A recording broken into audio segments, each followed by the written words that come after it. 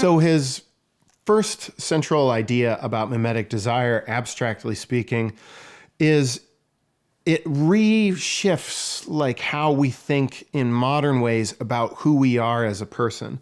The most normal, intuitive way of thinking about yourself is that I am me, and what I desire, I actually want. And it turns out that that way of thinking is really a benefit to advertisers, because advertisers can always tell you what you're supposed to want by putting a celebrity or some sort of person that is desirable with their handbag or their drink. And now all of a sudden you find yourself saying, wow, I think I all of a sudden want a drink, or I want that purse.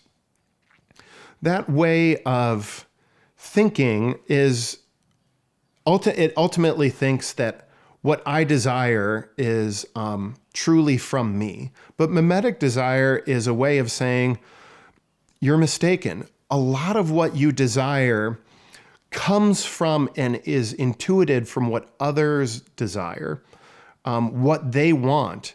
And that can be a good thing, because it means that our minds are sort of intuitively always going out to others and reading how other people take things and what their interests are. It means we're at base not just self-interested people, but we're other interested. And that's a wonderful thing. And we've noted in all of our best cultural norms that people who are only centered on themselves, that's a self-centeredness that we don't want to have. Or it's seen as even a deficiency in our psychology if people can't read the room. In other words, if people can't tell what other people are intuiting or thinking. So mimetic desire generally is first trying to identify this fact that what you think are your desires are not really your desires, but we are always these permeable selves. We're always receiving ourselves from other people. And that's not bad. It's not objectionable. And in fact, it's how we are so different from, other creatures in the world, which maybe have some amount of imitation in them, like maybe the way birds or other mammals do some small amount of imitation. But it's this great, astonishing difference with humans that we are extremely imitative. And that draws us out of ourselves. It's a good thing. But thought in a more complex way about this, there are extreme dangers when it comes to how other-centered we are.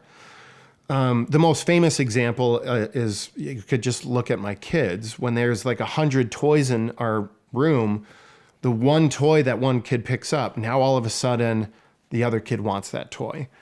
And they will fight over it.